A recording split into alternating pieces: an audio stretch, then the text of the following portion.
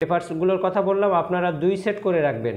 একটা সেট আপনারা জমা দিবেন জেলা প্রাথমিক শিক্ষা অফিসে এবং একটা কপি কিন্তু আপনারা আপনাদের নিজেদের কাছে রেখে দিবেন।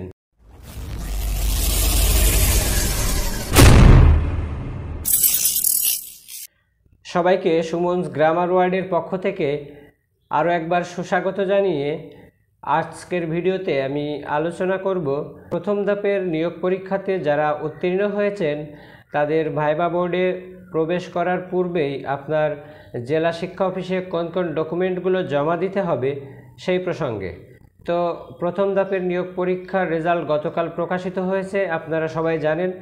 যারা উত্তীর্ণ হয়েছেন তাদের সবার জন্যই শুভকামনা এবং যারা উত্তীর্ণ হননি তাদের জন্য সমবেদনা। একই সাথে আপনাদের বলতে চাচ্ছি, যারা উত্তীর্ণ হননি সামনে উত্তীর্ণ হওয়া যায় যেভাবে সেইভাবে প্রিপারেশন নিন, কারণ আমাদের এবছরেই নতুন একটা সার্কুলার আসবে।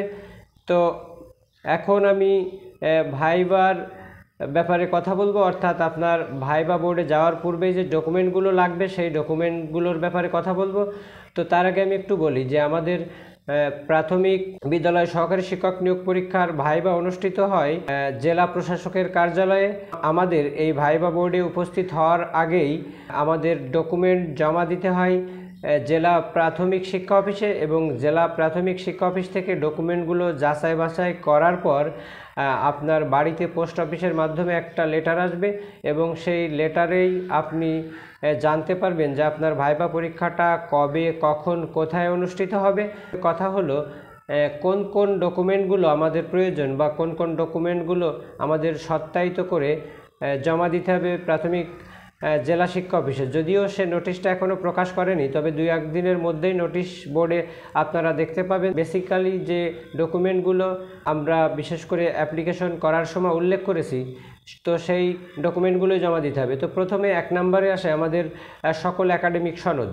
তো এখানে সকল একাডেমিক সনদ বলতে আপনার এসএসসি, এইচএসসি, অনার্স এবং মাস্টার্স যে সার্টিফিকেট, অর্থাৎ আপনার যদি অ্যাপ্লিকেশন করার সময় মাস্টার্স উল্লেখ থাকে তো অবশ্যই মাস্টার্সের সনদ লাগবে। যদি অনার্স বা ডিগ্রি পর্যন্ত উল্লেখ করা থাকে তবে শুধুমাত্র অনার্স বা ডিগ্রির সনদপত্র লাগবে। অর্থাৎ আপনার সনদপত্র লাগবে 3টা অথবা 4টা, এসএসসি, এইচএসসি, অনার্স, মাস্টার্স বা এসএসসি, এইচএসসি, ডিগ্রি। তো এরপরে আপনার যে ডকুমেন্টটা লাগবে সেটা হলো আপনার ন্যাশনাল আইডি কার্ড, অর্থাৎ জাতীয় পরিচয়পত্র। তো তারপর আপনার যেটা লাগবে আপনার নাগরিক সনদপত্র, অর্থাৎ আপনি যদি কোনো ইউনিয়নের বাসিন্দা হয়ে থাকেন তো অবশ্যই আপনার ইউনিয়ন পরিষদ থেকে চেয়ারম্যান কর্তৃক আপনার নাগরিক সনদপত্র বা একই সাথে সেটাকে চারিত্রিক সনদপত্রও বলা যায়। এবং আপনি যদি কোনো পৌরসভার বা সিটি কর্পোরেশনের নাগরিক হয়ে থাকেন তো অবশ্যই আপনার তার সপক্ষে অর্থাৎ আপনার একটা নাগরিক সনদপত্র লাগবে। এবং আর যে একটা জিনিস লাগবে সেটা হলো আপনার অ্যাডমিট কার্ড, অর্থাৎ যে অ্যাডমিট কার্ডটা দিয়ে আপনি লিখিত পরীক্ষায় অংশগ্রহণ করেছেন সেই admit card.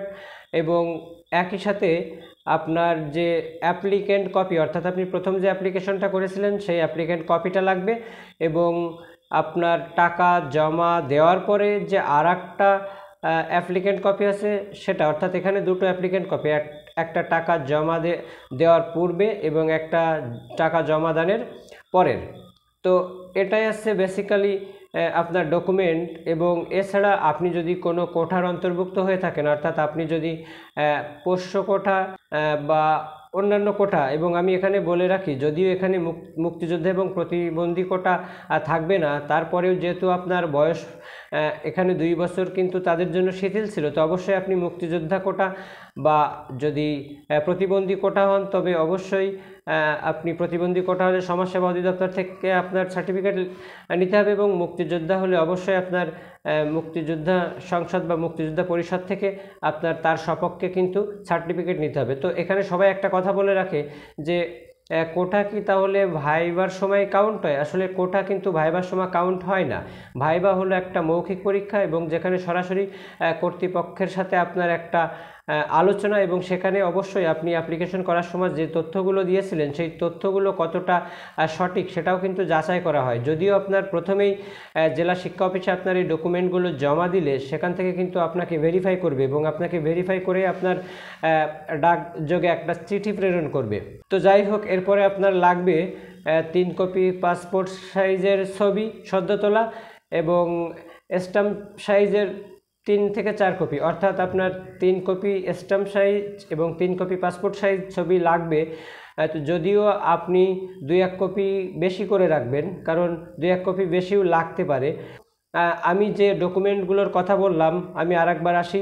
SSC, HSC, honours, masters সনদপত্র, নাগরিক সনদপত্র, জাতীয় পরিচয়পত্র এবং এই যে লিখিত পরীক্ষার প্রবেশপত্র, এবং আপনি যদি কোনো কোঠার অন্তর্ভুক্ত হয়ে থাকেন তো অবশ্যই সেই কোঠার সপক্ষে আপনার প্রমাণপত্র লাগবে। আপনি যদি পোষ্য কোটা হয়ে থাকেন তো অবশ্যই পোষ্য কোটার লাগবে। তবে আপনি যদি নারী কোটা হয়ে থাকেন বা সায়েন্স কোটা হয়ে থাকেন, আসলে এর পক্ষে তেমন কোনো তথ্য লাগবে না, কারণ আপনার অনার্স মাস্টার্স সার্টিফিকেটেই এটা উল্লেখ আছে এবং আপনি নারী পুরুষ যখন আলাদা করা হয়েছে তো ভাইবা বোর্ডে আপনি যখন উপস্থিত হবেন তো কে নারী কে পুরুষ সেটা তো সরাসরি প্রমাণ হবে।